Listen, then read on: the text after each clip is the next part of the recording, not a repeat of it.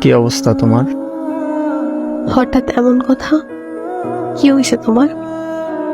আরে তেমন কিছু না, বাসা দিয়ে নাকি ছেলে দেখছে।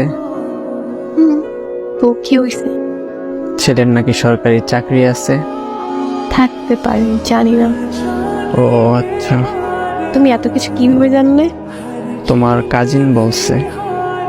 ও আচ্ছা, এইসব খবর ও ভালো রাখে। তোমার পরিবার তো মনে হয় রাজি। কি করবে এখন?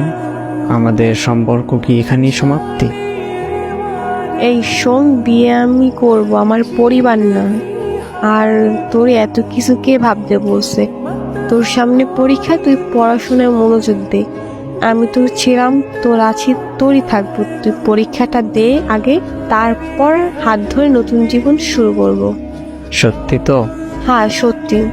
তোর হাত ধরছি কি অন্য কারো হয়ে যাবো এই জন্য নাকি?